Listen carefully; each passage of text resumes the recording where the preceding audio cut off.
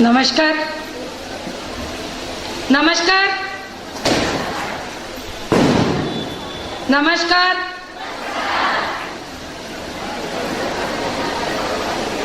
आज एकादशी आहे माझी। तुम्ही बहुतेक नाश्ता करून आला असेल, काहींना उपवास असतील, पण तरीही आता बोलता बोलताना माझे बंधू शिवाजी पवारने सांगितले की आता आम्ही मान्य केले 50%, इथं आम्ही 100% आहोत। आपण 100% आहोत का? मग जोरात नमस्ते। आदरणीय चांगले आणि विधायक मनोरथ घेऊन आज ज्यांनी मेळाव्याचं आयोजन केलेलं आहे ते माझे बंधू राजेंद्रजी, आजचे प्रमुख वक्ते अरविंदजी जोशी सर, आमचे सगळ्यांना आम्ही ट्रेनिंग मध्ये एकत्र काम करणारे आमचे जिकरे सर, शिवाजी पवार, मरोड भाभी, माझे सहकारी ताई वर्षाताई, उज्ज्वलाताई, सुनंदाताई, आणि आता सगळ्यांनाच खरंच इतकं सुंदर आणि ओघळवाणी आपल्याला मंत्रमुग्ध केलेले माझे बंधू संगमेश्वरजी, उपस्थित व्यासपीठ कार्यकर्ते बंधू आणि इथं सगळे उपस्थित असलेले माता भगिनींनो, मी एक तासभर झाले मी सगळ्यांना अवलोकन करतेय। 10 वेळा माझ्या बंधूंनी सांगितले की उद्योग वर्धिनी, भाभी, उद्योग, भाकरी सगळं सांगितलं आणि आपल्या याच्यात एक छोटीशी पणती तेवत ठेवली। पण त्याच्या आधी मी तुम्हाला सगळ्यांना बसल्या बसल्या खेळवणार आहे, सांगणार आहे, त्यामुळे ते सगळं तुम्हाला पचनी पडेल। कारण आता जिथून तुम्ही आलात, वेगवेगळ्या भागातून वेगवेगळ्या याच्यातनं काम सोडून आपण सगळे इथं आलो। सगळ्यांच्या मनात आता वेळ होत आली आहे। मग त्यांनी जेवण केलं असेल का? पोरांनी उघडच टाकलं असेल का? मी कपाटाचं लॉक लावलंय का? मग ते मांजरं आत गेलं असेल का? हे सगळं डोक्यात असते। पण ह्या सगळ्या डोक्यातनं तुम्ही ह्या वातावरणामध्ये याव्यात म्हणून एक मी खेळ खेळवणार आहे आणि नंतर मी तुमच्या सगळ्यांची गप्पा मारणार आहे। मी जे केले ते मी तुम्हाला सांगणार आहे, त्याच्यापेक्षा तुमच्यातलीच मी एक आहे। आज मी केले म्हणून मी तुम्हाला सांगू शकते, उद्या तुम्हीही इथं येऊन सांगू शकणार आहात की आम्ही पण हे केले। अनेक भगिनी मला चेहरे ओळखीचे वाटतात, त्या अनेक वर्षापासून कार्यरत आहेत, पण तरीही आता मनात शंका कुशंका खूप घेऊन आपण बसलेले आहोत। आजचा पूर्ण मेळावा संपेपर्यंत आपल्या सगळ्या शंकांचं समाधान होईल अशी व्यवस्था या संस्थेने केलेली आहे असं मला वाटतं। आपण सगळे खेळ खेळायला तयार आहोत? खेळायचं ना? पहिल्या ताईपासून शेवटच्या आजीपर्यंत सगळ्यांनी खेळायचंय। खुर्चीवर बसलेल्यांनी खेळायला हरकत नाही, स्टेजवरनानी खेळलं तर अजून चांगलं, एक व्यायामच होणार आहे। त्यामुळे मी तुम्हाला सांगेन तसं आहे की आपण सगळ्यांनी येताना हात आणलाय का? आणलाय का? जरा चेक करा। सगळ्यांनी आणलंय? सगळ्यांनी हात आणलेले, काही जणांनी वर करून दाखवले की नक्की मी आणलेले। हा, आणले आणले आणले। तर त्या हाताचा उपयोग करायचा आहे। मी सांगितल्यानंतर दोन्ही हात वर करायचंय पूर्ण। मी एक म्हणल्यानंतर एका बोटाने जोरात टाळी वाजवायची, एकच बोटाने वाजवायची। 2 म्हणल्यावर 2 बोटांनी वाजवायची, 3 म्हणल्यावर 3 बोटांनी वाजवायची, 4 म्हणल्यावर 4 आणि नंतर पूर्ण हाताने टाळी वाजवायची। लक्षात येईल? सगळ्यांनी ताठ बसायचंय। हे सगळे तसं काही करून घेऊ शकत नाही कारण तुम्ही बायका आहात, त्यामुळे त्यांचा तावडीत तुम्ही लगेच असं येऊ शकत नाही। मी हे करू शकते। सगळ्यांनी ताठ बसायचंय, डोळे बंद, हात वर, सगळ्यांचे हात वर, माझ्या सकट सगळ्यांचे हात वर, ताठ। एक बोटाने जोरात टाळी वाजवायची आहे, सगळ्यांनी वाजवायची आहे।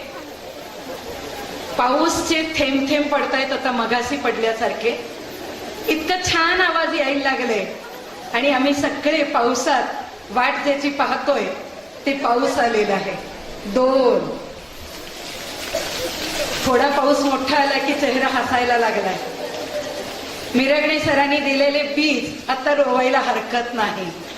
3 शेतकरी बंधूंना वाटायला लागले आता नक्की पीक येणार आहे आणि चांगले दिवस येणार आहे। 4, धरणाचं पाणीही मिळणार आहे, प्यायला पाण्याची आणि वापरायला पाण्याची अडचण होणार नाही, पाण्यासाठी अनुदान घेण्याची गरज पडणार नाही. 5, धन्यवाद. असाच आशीर्वाद आणि पाऊस आपले बंधू यांच्यावर तुमच्या सगळ्यांचा असावा.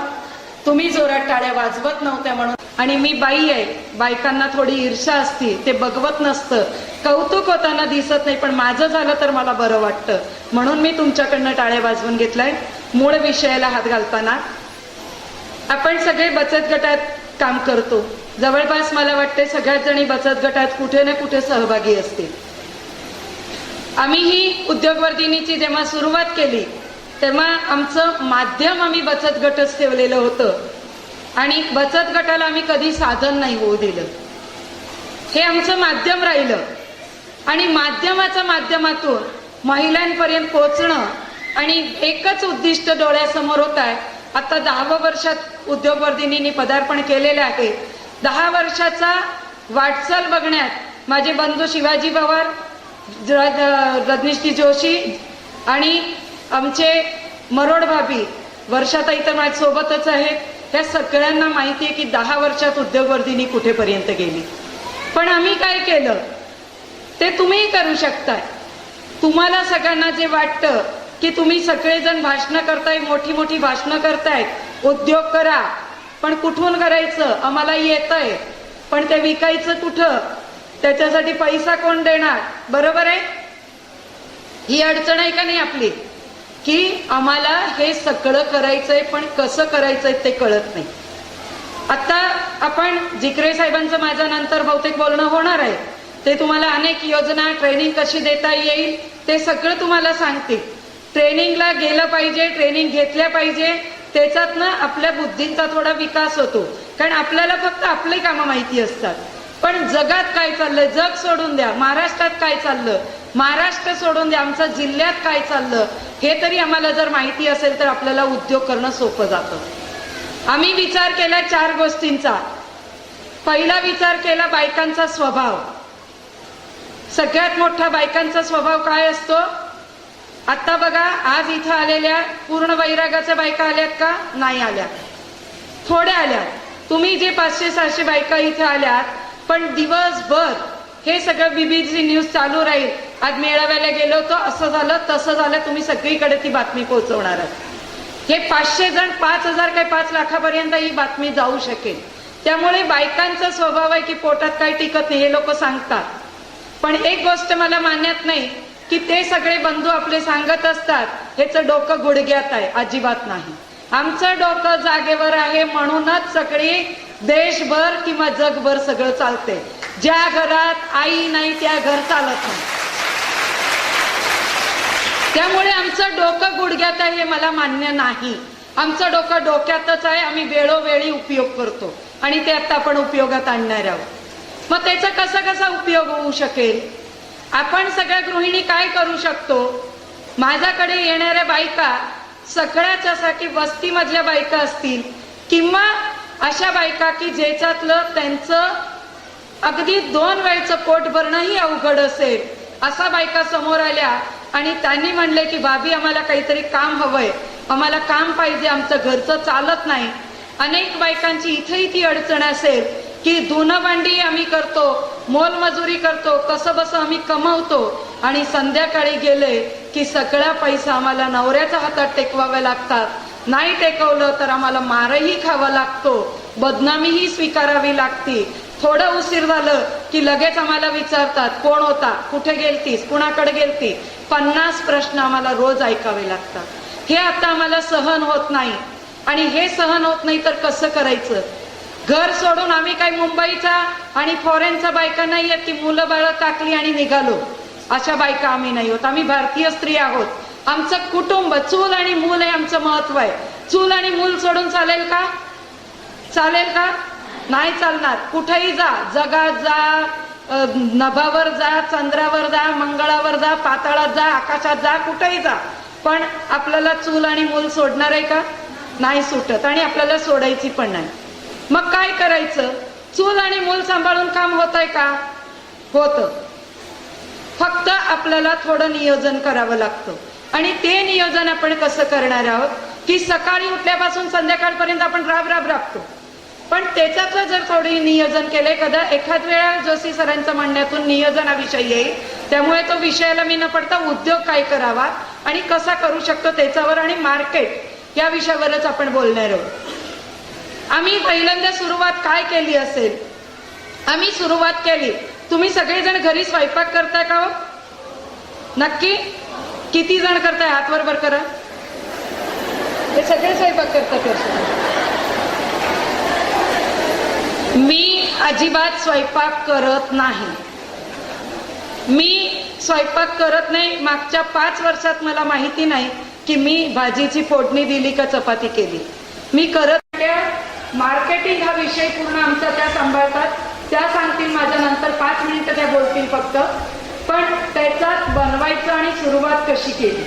जेव्हा आम्ही भाकरींची सुरुवात करायची होती, आम्हाला लोकांनी वेड्यात काढले. अगदी मला शिवाजी पवारांनी एका मेळाव्यात सांगितलं होते भाकरी कसं होणार आहे, लोक घरोघरी करतायत. मी म्हणलं हीच तर कमाल आहे आमची की आम्ही जिथं जे काही करायचं ते आम्ही महिला करू शकतो, फक्त आम्हाला तुम्ही चॅलेंज देऊ नका. आम्हाला चिडवलं की आम्ही चिडतो. बघा, त्यांनी मी आत येताना त्यांचं एक वाक्य माझ्या कानावर पडलं होतं की आज सगळ्यांनी तुम्हाला चिडून जायचं. इथून चिडून एवढ्यासाठी जायचं. त्यांचं बोलतं पहिल्यापासून ते म्हणतात बायकांनी चीड अशी आणायची की इथपर्यंत बेंबीपर्यंत मंगळसूत्र स्वतःचा पैशाने घालायचं, सोन्याचं फक्त. मग ते करण्यासाठी कमवावं लागेल, करावं लागेल. तर ते कसं करायचं, तर आम्ही भाकरींचा उद्योग सुरू केला. भाकरींचं काहीच येत नव्हतं, काही म्हणजे काहीच भाकरी करता. मी तर राजस्थानची आहे, माहेर अहमदाबादचं आहे, म्हणजे गुजरात, सासर राजस्थान, कर्मभूमी सोलापूर, 3 राज्य जोडले म्हणून माणसं जोडली गेली. पण इथं येऊन भाषाही शिकली. आज मी तेलुगू, कन्नड, मराठी, हिंदी, गुजराती, मारवाडी एवढ्या सगळ्या भाषा बोलते. पण इथं येऊन कोणी शिकवलं तर तुम्ही शिकवलं. आपण सगळं करू शकतो, शिकू शकतो. कारण प्रपंच मागे लागला तर त्याच्यात उभं राहावं लागतं आणि त्याच्यात बाई सगळ्या प्रकारे फिट्ट बसते. त्यामुळे आम्ही पहिला स्वभाव ओळखला. दुसरं काम आम्ही त्यांना चिडवायला सुरुवात केली की आपल्या स्वभावाप्रमाणे कुठली गोष्ट सांगायची, तर त्यांना आम्ही सांगायचं की ही गोष्ट फक्त तुम्हाला सांगतो, तुम्ही कुणालाही सांगू नका. म्हणजे ते बरोबर सांगतो. कुणालाही सांगायची नाही ही गोष्ट की आता ही भाकरी आम्ही कशी कशी करतो, हे कुणालाही सांगायचं नाही. पण हे फक्त तुम्हाला, कारण तुम्ही माझ्या जवळचं आहे म्हणून आम्ही तुम्हाला सांगतो. आणि त्यांनी त्यांच्या जवळच्या लोकांना सांगितले की तू जवळची आहे म्हणून सांगते, मी कुणाला सांगायचं नाही, भाभींना सांगू नको. असं करत आमची भाकरीची जाहिरात झाली. भाकरीची जाहिरात झाली आणि भाकरी विकायलाही सुरुवात झाली. पण किती, महिन्यातली 10 भाकरी 5 भाकरी एवढीच विकत होतो. तेव्हाही आम्ही सांगत होतो की आम्ही खूप भाकरी विकतो, आमचा उद्योग सुरू झाला. हळूहळू नक्की अनेक बायका एकत्र येत गेल्या. मग त्याची क्वालिटी सुधरत गेली, त्याची चिकाटी सुधरत गेली.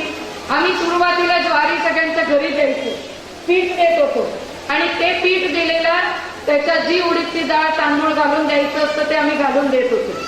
घरी केल्यानंतर 1 किलोमध्ये तुम्ही स्वयंपाक करताय सगळ्याजणी. तुम्हाला माहिती असेल की भाकरी 1 किलोमध्ये पातळ भाकरी करायचं तर किती होतात? किती होतात? 24 भाकरी. अजून 24 पेक्षा जास्त कुणाच्या आहेत?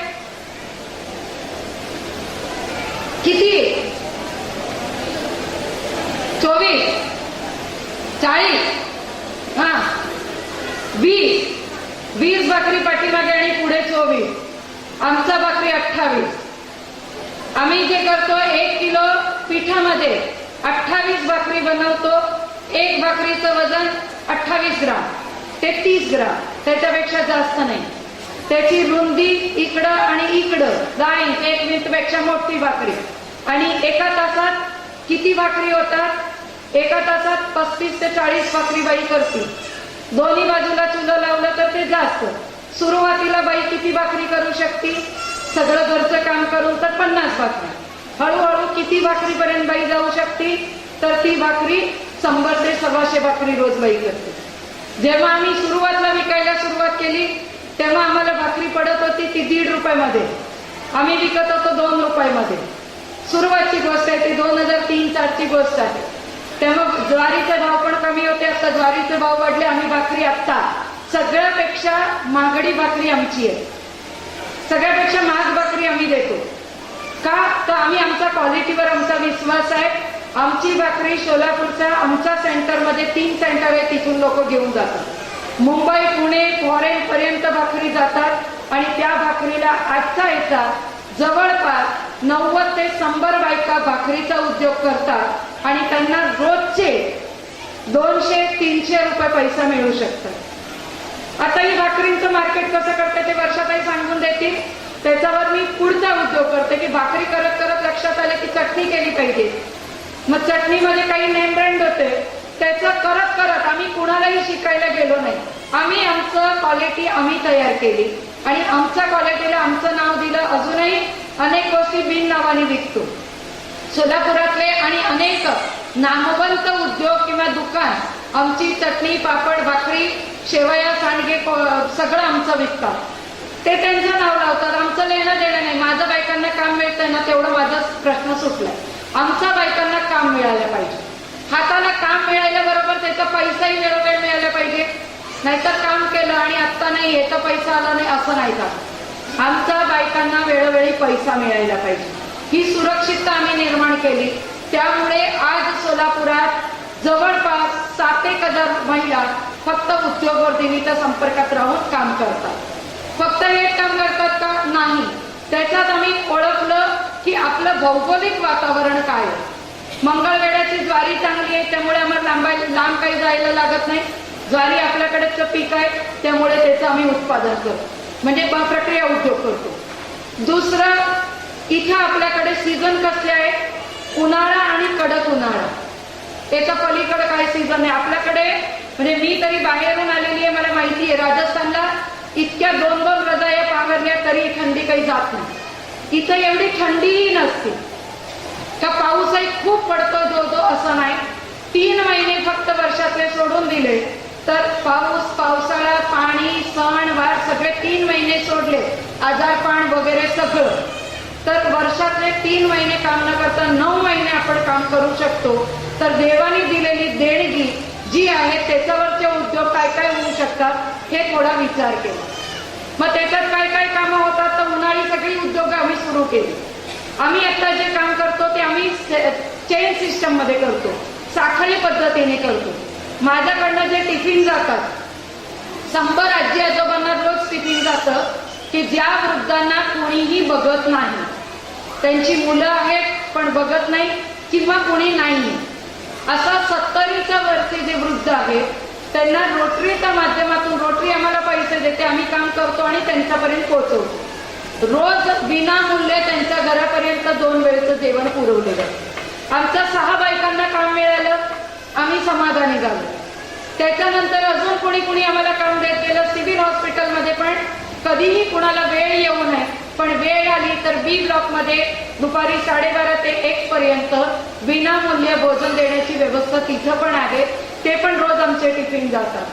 गावातनं बाहेर गावी कोणी येत आहे सोलापूरला, भुक्याची वेळ असते, असं वाटते की पोळी भाजी खावी, तर बाळेवेसला एक सेंटर आहे जैन रोटीघर म्हणून, तिथं पण पोळी भाजी आमची विनामूल्य मिळतीये. कधीही आस्वाद घ्यायला हरकत नाही.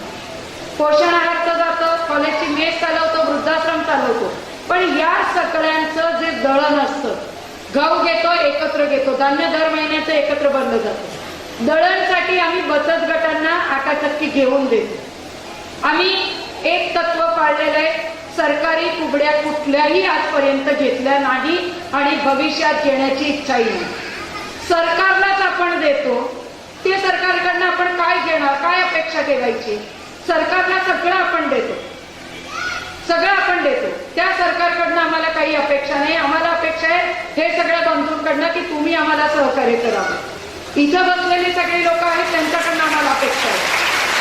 कारण सरकार हा मधला, आम्हाला लांबची लोक नको, आम्हाला आमची हक्काची लोक पाहिजे. तर ही हक्काची लोक आमच्यासाठी काय करू शकते हे आम्हाला हवं आहे. तर आम्ही त्याच्यासाठी कधीही सरकारी कुबड्या घेतल्या नाही आणि घेणार पण नाही. मग कुठून पैसा येणार? तर आमच्या बचत गटांमध्ये पैसा जो असेल तर तो, किंवा एखाद्या व्यक्तीला, जर एखादी बाई आहे की नाही ती त्याच्या घरातलं कुटुंब, आमचे 4-5 अटी आहे की ती संयुक्त कुटुंबातली असायला पाहिजे. म्हणजे त्याच्या घरात कोणीतरी सासू सासरे किंवा जाऊ दीर असे एकत्र राहणारी जर बाई असेल तर त्या बाईला आम्ही 8ची चक्की घेऊन देतो. पैसा आम्ही बँकेला सांगतो की तुम्ही ह्या बाईला कर्ज द्या. आमच्याकडे पैसा नाही, आम्ही कालही पैसा नव्हता, आजही नाही, उद्या माहित नाही. आम्ही बिन पैशानी करोडोचं टर्नओव्हर करतो. आमच्याकडे पैसा नाही, आम्ही लोकांचा पैशानी खेळ करतो. खेळ नाही, उद्योग करतो. खेळ करणं आपलं काम नाही. पण ह्या उद्योगात आम्ही बँकेला सांगतो की उद्योगवर्गींनी जबाबदारी घे, हे पैसे नाही फेडले तर आम्ही फेडू, तुम्ही यांना 8 चक्कीसाठी एक कर्ज द्या. कर्ज दिल्यानंतर दळणाचं काम आम्ही देतो त्यांना. सगळी दळण आमचं घेऊन जा, तुम्ही दळून द्या, तुम्हाला जे पैसे दळणाचे मिळणार आहेत ते पैसे सगळे आम्ही बँकेत देतो. त्या बाईचा आता सरळ देत नाही. त्यामुळे त्याचा जो हप्ता असतो बँकेचा तो भरून होतो आणि त्याच्यावर जे पैसे उरतील ते बाईला हातात देतो. म्हणजे त्याचं लाईट बिलचाही खर्च भागतो आणि आजूबाजूचं दळण करतील ते त्याचा नफा सुरू होतो. अशा प्रकारे आम्ही कामांना सुरुवात केली आणि असे करत करत आज जवळपास उद्योगवर्धिनीच्या 20 8 चक्क्या झाल्या की वेगवेगळ्या. आणि त्यांच्या अट आहे की 2 वर्ष, जास्तीत जास्त 2 वर्ष आम्ही तुम्हाला काम देऊ. काही बायकांना मी 8 महिन्यापर्यंतच दिलं. 8 महिन्यानंतर सांगितले आजूबाजूच्या परिसरात तुम्ही ओळख ठेवली पाहिजे, काम वाढवलं पाहिजे, सगळं आमच्या जीवावर नाही करायचं. तुम्ही जाऊन दळण्याचं लोकांचं नीट नाही केलं, पीठ थोडं काढून ठेवलं, खूपच सांगतो मोठं दिलं, आता नाही मगाशी नाही, परत या, आता रात्र झाली, आता कसं द्यायचं, सकाळी उठले उठले काय आल्यात. कधीही लोकांचा एका तुम्ही हजर राहिलं पाहिजे आणि ते दळून दिलं पाहिजे तर लोक तुमच्याकडे येतील आणि मग तुम्हाला तो पैसा मिळेल. असं करत करत आम्ही त्या कामांचा याच्यातली सुरुवात झाली. त्यामुळे दळणं तिखट ग्रामीण भागात आम्ही कांडण मशीन घातली, तिथूनच आम्ही सगळे मसाला घेतो, दुसऱ्याकडून घेत नाही. आपण बायकांनी आपला माल विकत घेताही कधीतरी शिकलं पाहिजे. आम्हाला आमच्या शेजारची बाई जर ब्लाऊज शिवत असेल तर आम्ही तिच्याकडे नाही जात, 2 बोल सोडून चौकी गल्लीत जातो आणि त्या बाईकडे शिवायला देतो. 4 अल्पाटे तिचं घालणार, ती काही केली तर चालेल पण शेजारची बाईला नाही राहायचं. लया गाव आहे, खूप तोंबडी आहे बाई, नको बाई तिला, आणि कोण देत असेल तरी नाही घालून दे, हा आपला स्वभाव नडतो. म्हणून पहिला शेजारचं बाईला द्यायला शिका की जाऊ दे, 2 रुपये घेतले जास्त तर ती घे, बिघडलं तर थोडं बिघडेल, दुसऱ्याने बिघडवलं तर काय सांगणार आहे.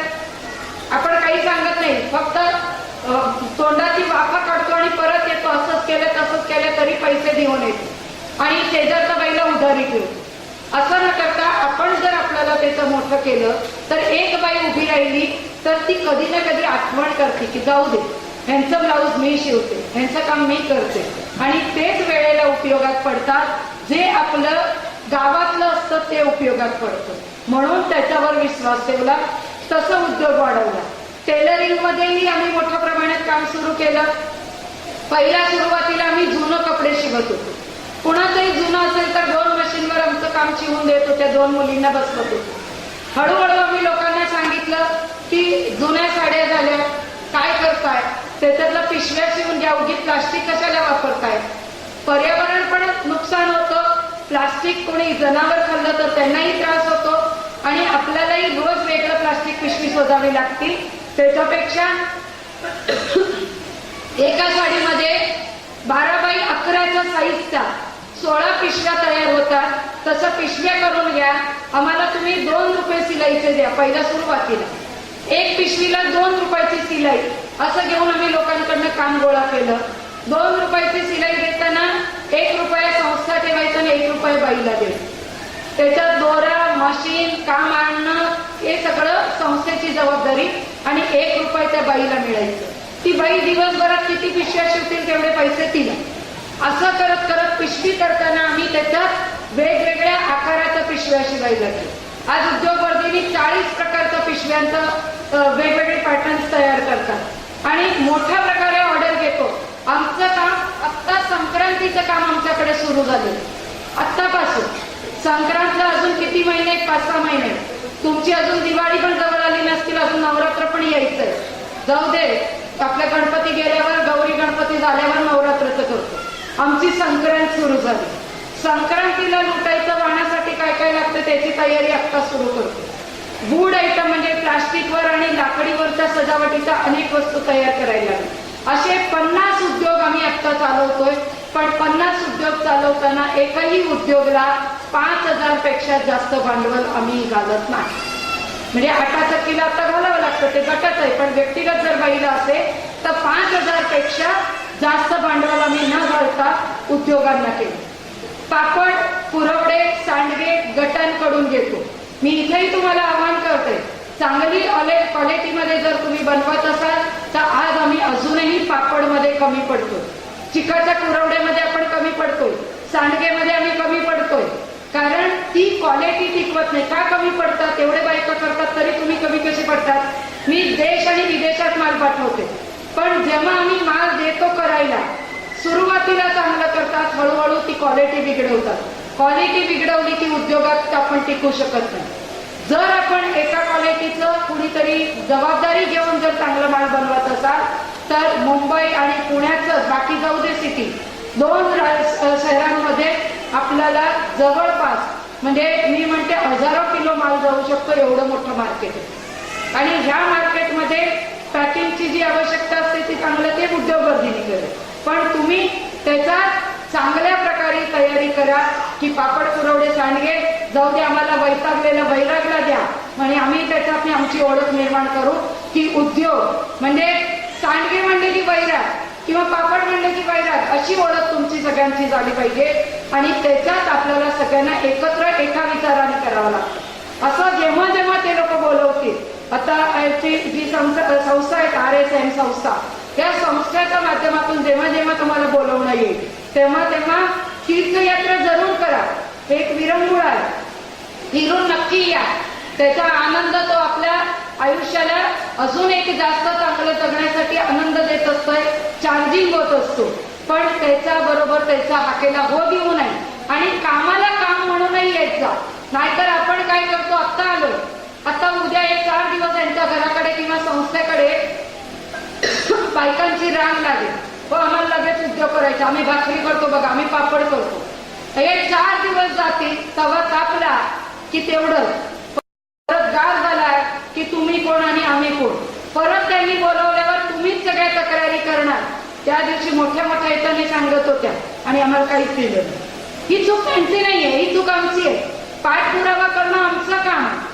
पाठपुरावा करणं म्हणजे फोनवर, हा साहेब काय झालं पापडाचं, मला अनेक लोकांचा फोन आला, हा कुठे तुम्ही, मी म्हणते संस्थेत, बरं मग असं करा, ते पापडाचं काय झालं, मी म्हणलं केलं, काही झालं नाही, ते तिथंच आहे, नाही ते माझं घेणार होतं, म्हणलं कोण बोलतंय, मी तेव्हा भेटले नव्हते का तुम्हाला, अहो तुम्ही कोण भेटलाय काय, मी रोज 100 लोकांना नवीन भेटते, पण तुम्ही फोनवरनं तुमचा उद्योग होईल का, त्याच्यासाठी थोडं तुम्हाला बाहेर पडायला लागेल, बोलायला लागेल। आम्ही बोलताना शिकवतो की ब्लाऊज शिवणाऱ्या बायकांना किंवा सिलाई करणाऱ्या बायका जे आमच्याकडे आम्ही ट्रेनिंग पण देतो सिलाईची, शिवताना मुलींना सांगतो की आजूबाजूच्या लोकांचं सिलाईचं काम अजिबात घेऊन येऊ नका। आता तुम्ही म्हणाल की मगाशी तुम्ही म्हणत होता शेजारच्या बाईकडनं शिवून घ्या आणि आता ती बाईला म्हणता घेऊ नका। शिकवताना शिकवतो की आजूबाजूच्या लोकांकडनं अजिबात सिलाईचं काम आणायचं नाही। तुम्ही जे काम घेऊन जाताय, काम शिवताना जर कोणी आजूबाजूचं आले किंवा कुणी असेल, झाडता झाडता सकाळी आपण गप्पा मारतो, भाजीला गेलो की गप्पा मारतो, इकडं तिकडं फिरताना शेजार बाजार दिसले की गप्पा मारतो, मग तेव्हा गप्पा मारताना तुमच्या तोंडातनं 10 वेळा येऊ दे, नको बाई मी जाते, मलाही काही खूप सिलाईचं काम पडलं, न काहीच असू दे, एकही कापड सिलाई टीप मारायची नाही, पण तुम्ही सांगा की मला खूप सिलाईचं काम पडलं, मी जाते बाई, मला आज गेलंच पाहिजे, ते घ्यायला येते किंवा मला पोचवायचं। तुम्ही तुम्हाला स्वतःला मोठे करा, तुम्ही स्वतःला किंमत द्या, स्वतःला जोपर्यंत किंमत देता येत नाही तोपर्यंत दुसऱ्यांना देऊ शकत नाही, म्हणून तुम्ही मोठे व्हा। मला खूप काम आहे आणि ते उद्योगाचं काम आहे, गप्पाचं काम नाही। त्यामुळे ती बाई विचार करेल, तिला एवढं शिकायचं कुठून यायला लागलं, काही मी आता जाते ना शिकायला, तिथं खूप काम असते, मला लवकर जायचं, मला पिशव्या शिवायचं, हे करायचं ते करायचं, 10 जास्त सांग म्हणलं चालतंय। आणि जेव्हा ती बाई शिवायला कुणी आजूबाजूचं तुझ्याकडे देत, मग ती बाई काम करते, बाई तिला खूप काम असते, हल्ली तिथं जाते म्हणे खूप शिवतीये, भले टोचून बोलणार असेल, पहिलं बघा कशी होती, आता बघा मोठी ऑफिसर झाल्यासारखं फिरते, काय काय बोलू दे, पण आपला निरोप त्यांच्यापर्यंत पोहोचतो, 4 शिव्या का देईना, तो निरोप पोचलेला जर बाई तुमच्याकडे आली की मला एवढी टीप मारू दे चादरीला किंवा परकरला टिपा मारायचंय, तर लगेच रिकामा असल्या तरी मारायचं ना, नाही मारून द्यायचं. त्यांना सांगायचं काही बहिणी जे तुम्ही ठेवताय काकू ठेवा, मी तुम्हाला संध्याकाळी देते. का तर तुमच्याकडे खूप काम आहे हे त्यांना कळू दे, लगेच होणार नाही. संध्याकाळी देते, मला पहिलं अर्जंट द्यायची ते करते आणि संध्याकाळी 4 तासात 2 तासात तुम्हाला देते, संध्याकाळी तुम्ही येऊन जा. तेव्हा त्यांना वाटेल की ही बाई रिकाम टेकडी नाहीये, ही उद्योजक झालेली, आणि मग तुम्हाला तो उद्योग करायला सोपं पडेल.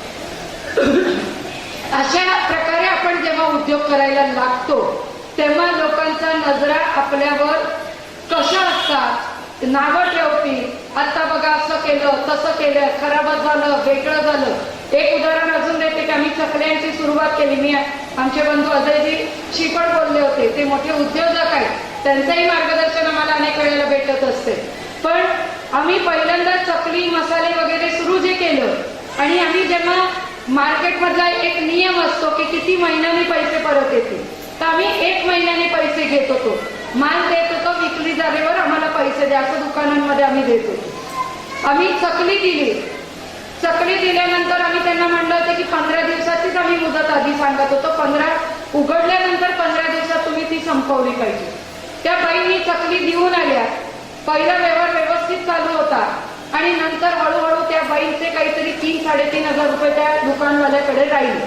छोटी दुकान होती, 3-3.5 हजार रुपये तिचे यायचे, ती बाईला पैसेच देत नव्हते.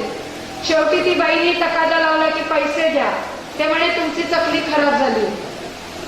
ती बाई रडत परत आली, घाबरली, आपण घाबरतो लगेच, ती लगेच घाबरली, खराब झाली होती म्हणून परत संस्थेत आली. आम्ही संस्थेत 1 दिवस असा ठेवलेला आहे की आमचा उद्योग करणाऱ्या महिलांसाठी आम्ही तो वेळ ठेवतो. तर ती म्हणली की असं असं झालंय. वर्षाताईंना भेटली आणि सांगितलं की ताई माझी चकली खराब झाली म्हणून त्यांनी पैसे दिले नाही, असं असं केलं. ती म्हणे असं कसं, किती दिवसाची मुदत होती? ते म्हणे 15 दिवसाची. चकली देऊन किती दिवस झाले? ते म्हणे 2 महिने झाले. तुम्हाला कधी सांगितलं? ते म्हणे आता मी काल गेले होते तेव्हा सांगितलं. तुम्ही परत जा, त्यांना सांगा खराब झालेली चकली आम्हाला परत द्या. आमची मुदत 15 दिवसाची होती, 15 दिवसाच्या 16व्या दिवशी तुम्ही मला परत का नाही दिली? तुम्ही माझे पैसे का अडवले? नंतर ती माल तुम्ही घेतला, मग तुम्ही माझी चकली का घेतली? मला ते पैसे तुम्ही दिले पाहिजे. पैसे नाही दिले तर माझा माल परत द्या. असं त्यांनी सांगितल्यावर ती बाई परत गेली. त्या माणसाने थोडा दम दिला आणि त्यांना सांगितलं की मी आता तुमच्यावर पोलीस केस करणार आहे, कारण तुमचा माल चांगला नाहीये, तुमची क्वालिटी चांगली नाही. ती बाई परत घाबरली, परत आली. आम्ही तो विषय मीटिंग मध्ये घेतला आणि त्या विषय मीटिंग मध्ये घेतल्यानंतर आम्ही त्याच्यातनं मार्ग काढला की बर पैसे काढायचे ना आपण जाऊ. आम्ही 5-6 जणी आहोत. आम्ही 5-6 जणींना तिला सांगितले की उद्या वॉटर बॉटल घेऊन यायची, पाण्याची बॉटल, आणि नाश्ता करून सगळ्यांनी 8 वाजता संस्थेत यायचं. संस्थेतनं आम्ही 8 वाजता नाश्ता करून पाण्याची बॉटल घेऊन त्यांच्या दुकानी गेलो. त्यांना सांगितलं की असं असं आमचे पैसे राहिले, त्या ताईचे तुम्ही द्या. त्यांनी जोरजोरात ओरडायला सुरुवात केली. म्हणले बर. आम्ही त्याच्या दुकानसमोर 6 जणी बसून टाकलो. 6 जणींनी आम्ही बसून तिच्या ठिया ठोकला. आम्ही हलत नाही, चालत नाही, आम्ही त्यांच्याशी भांडलो नाही. आम्ही 6 जणी बसलो. कोणी दुकानात आले की आज जायला त्याला रस्ताच नाही. सरका म्हणले की म्हणायचं हो हो वणी आम्हाला पैसे दिले नाही, आमचे माल गीत विकले, पैसे दिले नाही, पैसे दिले नाही. आम्ही जवळपास 9 वाजता बसलो. 10:30ला त्यांनी आम्हाला पैसे देऊन टाकले. आम्ही निघून आलो, त्यांनी त्यांचा माल विकत घेतला. म्हणजे कुठे कुठे आम्हाला कशी कशी डोकंही चालवावं लागतील. पण ह्याच्यात कधी होईल जेव्हा आम्ही संघटन चांगलं असेल, आमचा एका दुसऱ्यावर विश्वास असेल, आमचा मालावर विश्वास असेल, तर आम्ही हे सगळे उद्योग चांगलं करू शकतो. अन्यथा आम्ही करू शकत नाही. आम्हाला सगळं माहिती, आम्हाला हे सगळं येतं, आम्ही हे करू शकतो, पण तरीही आम्हाला विश्वास नाही. त्याची मी एक गोष्ट सांगणार आहे आणि मग मी थांबणार आहे की कशी गोष्ट असते, किंवा ती गोष्ट अनेक वेळेला मी खूप ठिकाणी सांगते, काही जणांनी ऐकलेली पण असते. एक गोष्ट सांगतेय, ही अशी बनवलेली गोष्ट आहे, कुठली ऐकलेली बनवलेली मिक्स केलेली गोष्ट आहे. एक चिमणीचं पिल्लू असतं. चिमणीचं पिल्लू आपण सगळ्यांनी पाहिलेलं आहे. छोटंसं चिमणीचं पिल्लू असतं आणि तो चिमणीचं पिल्लू घरट्यांमधून पहिल्यांदा उडून बाहेर येतो. बाहेर आल्यावर त्याला वाटतं की जग किती सुंदर आहे, मला हे सगळं जग बघायचं. आणि एका भिंतीवर ते बसलेलं असतं आणि इकडं तिकडं बघतं. ते दाणं खायचं विसरून जाते, घरी जायचं विसरते, आईला विसरते. हे जग किती सुंदर आहे ते बघत बसते. तेवढ्यात एक मोठा पक्षी खाली उतरते आणि ते खूप घाबरते. असे घाबरून एका सांदीत जाऊन बसते आणि तिथून टकमक टकमक बघत असते. ते मोठं पक्षी म्हणजे दुसरं कोण असतं, ते विमान असतं. एक विमान खाली उतरून तिथं थांबते. गोल गोल गोल गोल घेऱ्या घालून एका ठिकाणी थांबले. चिमणीने खूप बळ एकत्र केलं आणि थांबलेल्या विमानाकडे गेले आणि त्यांना सांगितलं, विमान दादा, विमान दादा, विमान दादा. विमानाने सांगितले, बोल रे. ते म्हणे, मी छोटासा पिल्लू आहे, तू जग बघितले का? विमान म्हणे, हो, रोजच मी उडतो, रोज जाऊन फिरून येतो. मग तू मला पण दाखवशील का? मला जग बघायचं. दाखवतो. मग मी बसू का तुझ्या पंखावर? बस. चिमणीचं पिल्लू त्या पंखावर बसलं. जग बघायचं तर घाई झालेली होती, त्यामुळे त्याला कुठेही वेळ जात नव्हता आणि आता मला जग बघायला मिळणार आहे, तो आनंदायी तरी होतो. आणि तेवढ्यात त्याला खूप वेळ लागली आणि त्याला सांगितलं, परत उडून गेले, विमान दादा चल ना, आपण जाऊ लवकर, मला जग बघायचंय, परत मला घरी जावं लागेल, कारण आई माझी वाट पाहिजे. विमानाने उत्तर दिलेलं खूप महत्वाचं आहे. विमानाने त्यांना सांगितलं, अरे बाळा, त्याच्यावर छान हात फिरवला, जवळ घेतलं आणि म्हणले, बाळा, तुला एक खरं सांगू का? मी जग बघितलेलं आहे, पण मला उडवणारा कुणीतरी माणूस येईल, तो माणूस चावी लावेल आणि मग मी उडणार आहे. मला स्वतः उडता येत नाही, पण तुझ्याकडे पंख आहे, तुला स्वतः उडता येतं. तू कुणाची वाट पाहू नको, तुझा बळावर, तुझ्या पंखावर विश्वास ठेव आणि उडायला सुरुवात कर. हळूहळू तुला पूर्ण जग बघायला मिळेल. तू दुसऱ्यांच्या जीवावर जाऊ नको. तसंच तुमचं आहे की आमचे बंधू राजेंद्रजी तुम्हाला ते बळ देत आहेत, ते विमानांची भूमिकेत आहे की तुम्हाला बळ देत आहेत, पण तुमच्या पंखांमध्ये बळ आहे. त्या पंखांना ओळखा, तुमच्या हाताची ताकदला ओळखा, तुमचा जो वेळ वाया जातो तो वेळ सत्कर्मी लावा आणि उद्योगात उतरा, असं ते तुम्हाला सूचक आज देऊ इच्छितात. म्हणून हे मेळाव्याचं आयोजन केलेलं आहे. तुम्ही त्यांच्यावर विश्वास ठेवावा छान आणि त्यांना सहकार्यही करावं आणि आपण निश्चित उद्योगात उतरावं. जेव्हा जेव्हा तुम्हाला वाटेल की उद्योगात उतरताना आम्हाला उद्योगवर्धिनीच्या सहकार्याची अपेक्षा आहे, तुम्ही तेव्हाही सोलापूरला येऊ शकताय.